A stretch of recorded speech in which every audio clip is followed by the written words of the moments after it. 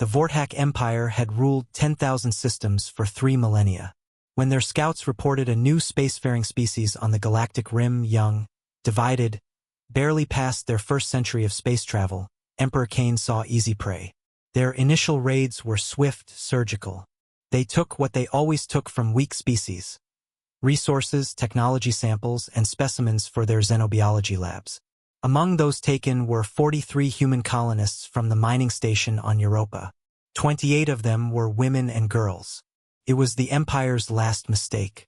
The distress signal from Europa reached Earth in 17 minutes.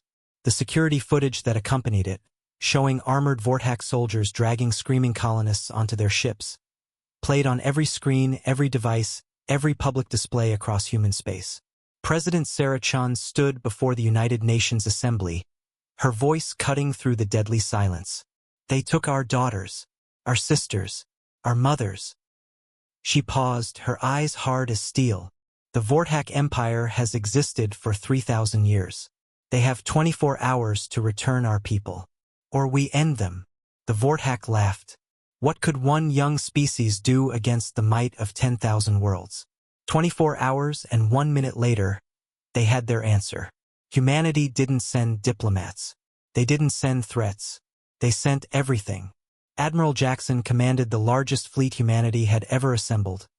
Not just military vessels, but converted cargo ships, mining vessels, private yachts. Anything that could mount a weapon and move through space.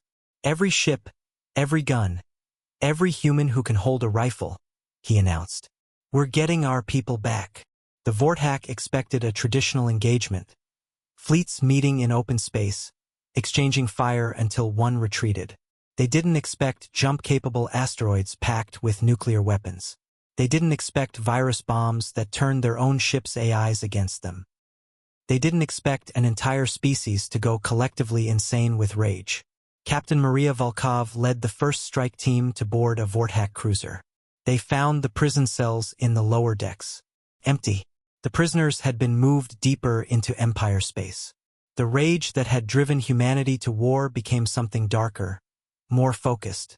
They're still alive, she reported back to Earth. But they're running, making us chase them. The chase became a hunt. Then the hunt became extermination. Dr. James Park had been working on theoretical FTL communications. Under the pressure of war, theoretical became practical in 6 weeks. Suddenly, human forces could coordinate across the galaxy in real time.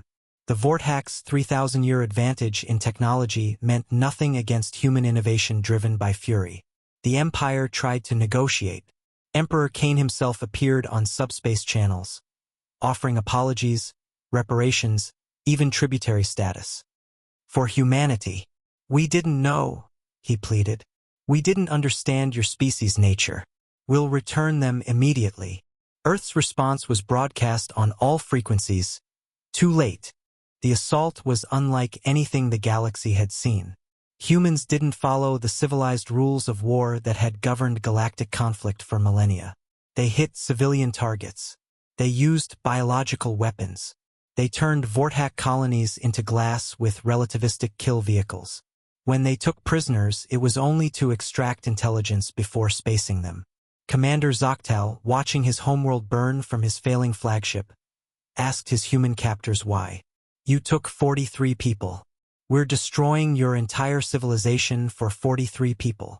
Lieutenant Kim answered him with eyes devoid of mercy. You took our girls. Did you think we'd forgive that? Did you think we'd forget? Every human alive would die before we let that stand. 6 months into the war, human forces found the prisoners. They were alive but had been subjected to experiments. The footage of their rescue, scarred, traumatized, but alive, only fueled humanity's rage further. We have our people back, some in Earth's government suggested. We could negotiate peace now. The response from the human fleet was unanimous. No. The Vortak Empire's last transmission came from a bunker deep beneath their capital world. Emperor Cain, once ruler of 10,000 systems, now commanded nothing but a single room. Human drop pods were landing across his planet. The empire that had lasted 3 millennia was ending in less than 1 year. Please, he begged. We surrender. We surrender unconditionally. Just let some of us survive. Admiral Jackson appeared on screen, flanked by the 43 rescued colonists. Each face bore witness to what they'd endured. You had 3,000 years to learn mercy, he said quietly. You chose to prey on those you saw as weak. You chose wrong. The transmission cut. The Vortak Empire ended. Years later, xenohistorians would study humanity's first galactic war. The consensus was unanimous. No species had ever responded to such a relatively minor provocation with such total, decisive brutality. The message was clear across the galaxy. Humanity protects its own. Touch them at your peril.